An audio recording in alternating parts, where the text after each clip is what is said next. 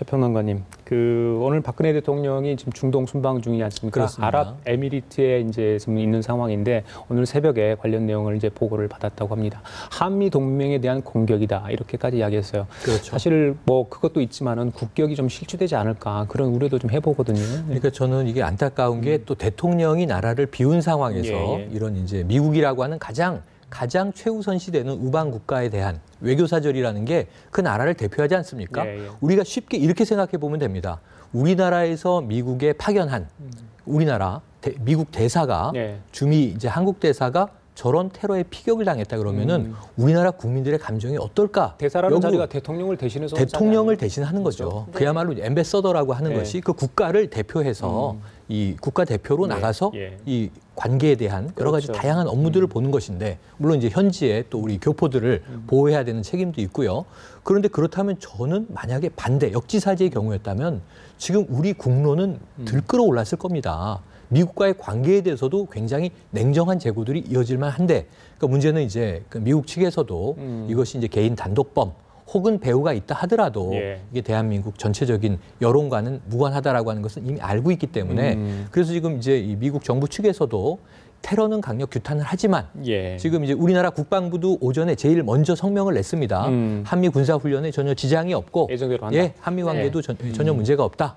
근데 문제는 이제 여기에 대해서 우리 정부가 어떻게 대응하느냐 하는 모습을 또 이제 특히 미국 여론이라든가 외신은 굉장히 주목을 하고 있을 거거든요. 그렇죠. 그런 측면에선 우리도 좀 오해의 여지가 없도록 정말 명명백백하게 이것을 밝혀야 되는데 지금 한 가지 약간 의구심이 남는 것은 본인이 이제 김기종 씨 본인이 이야기하듯이 정말 완벽한 단독 범행인지 혹시라도 공범의 여부가 있는지 복수의 공범이 있으면 또 상황이 좀 달라지고요.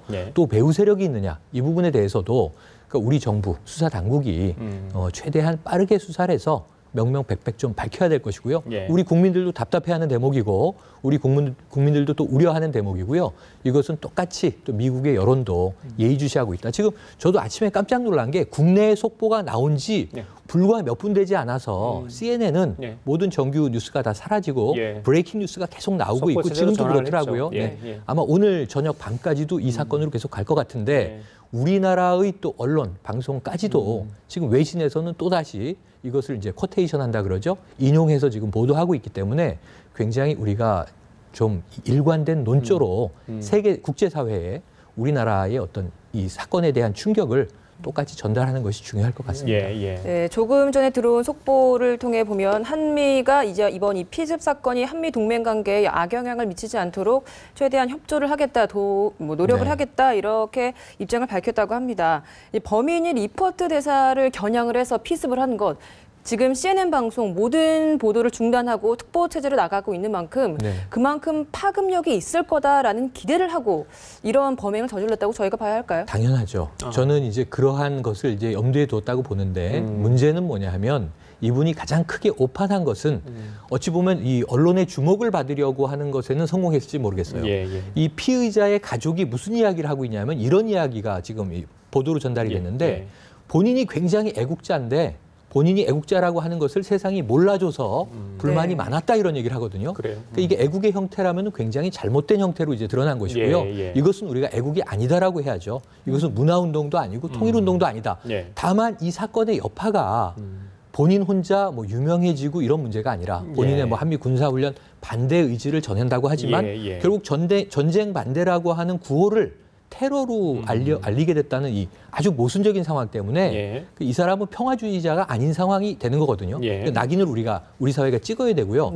문제는 지금 이 대목을, 이 사건을 오늘 가장 회심의 미소를 지으면서 좋아할 세력은 어디인가를 생각해 보면 북한 아닙니까? 그러니까 북한이 사주해서 한 것은 아직 드러나지 않았으니까 모르는 일이고 단독 범행이라 하더라도 결과적으로 보면 북한 조평통이 한미 군사훈련에 대해서 쏟아놓은 그야말로 맹공, 막말, 이 맥락에 상통하는 이야기를 본인이 실천을 하면서 외쳐버렸으니까 결국은 북한의 주장과 동일하게 버려진 거거든요. 그래서 이 부분에 있어서는 그 누구에게도 동의받을 수 없는 일을 저질러버린 것이고요. 결국 북한의 이익을 돌려준 것이죠.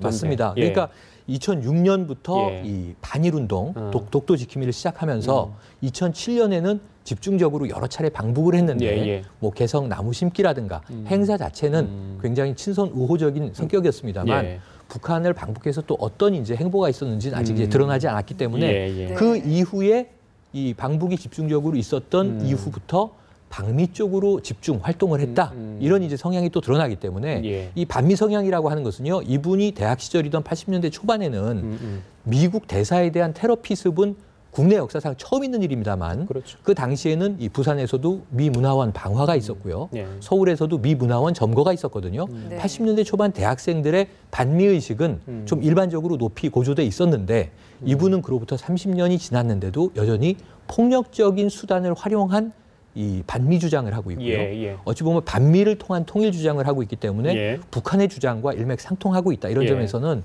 아마 2007년에 이제 방북 활동, 방북 행보에 대해서도 지금 새롭게 다시 수사되고 조명돼야 되지 않겠는가.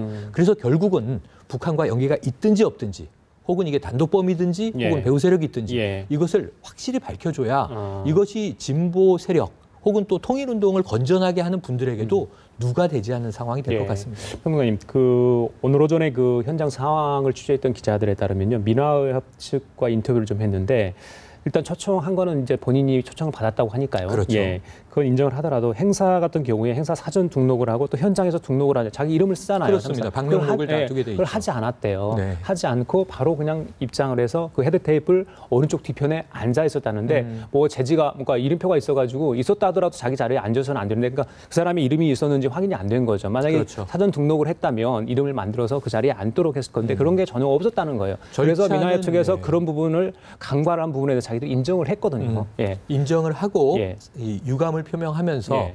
뭐 책임질 일이 있다면 책임지겠다 하고 이제 유감 표명을 했는데요. 어쨌든 이게 사후 약방문이라고 아까 말씀드렸습니다만 결과적으로는 명백히 확인된 회원들이 들어가는 경우에는 출석부에 체크를 하거나 네. 아니 방명록에 이름을 적고 들어갑니다. 그렇죠. 뭐 명함을 넣고 들어가는 예, 행사도 예, 있고요. 예. 일반적으로 호텔 조찬 행사들이 많이 그런 식으로 이어지죠. 예. 암참 행사도 있고 그렇지 않습니까? 네. 근데 이게 이 저 주한 미국 대사 정도 VIP급이 나오는 데는 예. 만약에 아까 말씀하신 형태라면 그건 개방, 공개 세미나 형태인데 공개 강연회라면 반드시 거기는 검문 검색이 필요한 거죠. VIP가 등장하는 행사라면 예. 그럼 당연히 금속 탐지기라든가 최소한 이제 뭐 내부 외부 경비가 예. 어느 정도 삼엄하게 둘러쳐져 있어야 되는데 예. 이것은 이 엄격하게 좀 폐쇄된 형태의 회원 대상 행사도 아니었다라고 민화협이 밝힌 거고요. 그럼 공개 행사라는 것인데 그렇죠. 공개 행사 치고는 또 사전에 이 경찰에 경호 협력도 요청하지 않았고 예. 자체적으로라도 그러면 최소한 이제 뭐 경호 업체라든가 예. 또는 이제 이 어떤 뭐 청원 업체라도 연락을 해서 뭐 검문 검색이 없었다는 상황이기 때문에 예, 예. 완전히 마음을 먹으면 예. 어떤 일도 벌일 수 있는 네. 예를 들면 익산에서 이제 고3 학생이 벌였던 우리 그 어떤 뭐 저 캔디 폭탄이라고 불렀는데요. 네. 그러한 테러를 생각한다면 여기서 무슨 일이 벌어졌어도 예. 사실 알 수 없는 상황이지 않습니까? 지난주에는 2건의 엽총 총기 사건이 있었는데 그건 개인적으로 뭐 재산 불화 때문에 벌어진 일이라 치더라도 25cm면은 살해 가능한 흉기입니다. 예. 그 과도를 이 범인이 얼만큼 뻔뻔스러웠냐면 내가 배를 깎아먹은 칼인데 들고 왔다 이런 이야기를 어제 했어요. 저녁에, 그러니까 어제 저녁에 자기가 네, 배를 깎아 어제 먹었던 저녁에 그 칼. 자신이 이 칼로 배를 깎아먹고 자기 집에 두고 쓰는 과도인데 네. 그걸 새벽에 들고 나왔다고 공공연히 이 경찰에서 진술을 한 겁니다. 그렇다면 지금 이 상황에서 민화협이라는 단체도 그렇고요. 또 이것은 어찌 보면 뭐 경찰도 일차적으로는 예. 이 연락을 받지 않은 상황에서 출동할 수 없는 거기 때문에 일차적 책임은 면해질 수 있지만 예. 문제는 매뉴얼이죠. 그럼 국내에서 VIP급 이제 주요 인사들이 그 동선을 사전에 이제 비밀이기 때문에 파악하지 못한다 하더라도 예. 그럼 이런 일이 벌어질 가능성에 대해서는 어떻게 대비하고 예방을 할 것이냐 이 부분에 예, 대해서는 예, 지금까지 매뉴얼이 비어 있는 것 아니냐 하는 네. 또 이제 의혹을 받을 수 있기 때문에 이런 부분들을 또 외신에도 우리가 명확히 밝히지 않으면 이게 대한민국 서울이 굉장히 이제 여러 가지 측면에서 외국인들에게 치안이 허술할 수 있다. 예. 대사도 피습을 당하는데 하물며 이런 이야기가 나올 수 있거든요. 예, 예. 북한만 해도 지금 여러 외국인들이 피랍되거나 뭐 억류되거나 그런 예. 일들이 많이 있지 않습니까? 예, 예. 그런데 이게 적어도 대한민국은 그렇지 않은 나라인데 북한에 이제 인접해 있으면서 예. 이런 위험성들이 노출되면 예. 그럼 북한은 둘째치고라도 국내 반미 세력이나 반외국인 세력들이 예. 공공연히 이런 폭력을 자행한다라고 하는 것이 알려지면 정말 국격과 우리 국가 브랜드에도 심각한 타격이 올 것이다. 그래요. 2차, 3차 파장까지도 정부는 좀 고려하고 이게 단기 미봉책으로 메우려고 해서는 안 예, 되고요. 예. 조금 더 이 거시적인 틀에서의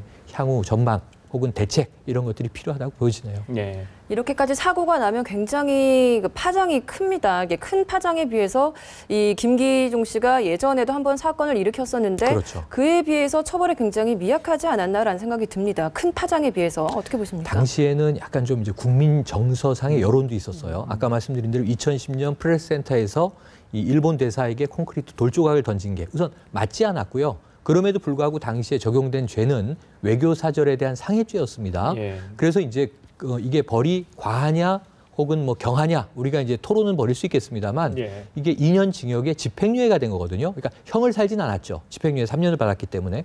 이게 정말 좀 무사히 그렇죠. 큰 부상은 아니었으면 좋겠다 이런 생각을 그러니까 좀 이게 마취가 풀리는데도 예. 시간이 꽤 오래 걸리겠고요. 지금 아마 수술이 막 끝났으면 회복실로 들어갔을 텐데 예, 예. 병원 입장에서도 지금 즉시보다는 예. 경과를 조금 더 체크한 후에 정확한 발표를 하려고 하는 것으로 보여집니다. 그래요. 알겠습니다. 자, 지금까지 최영일 시사평론가였습니다. 고맙습니다. 고맙습니다.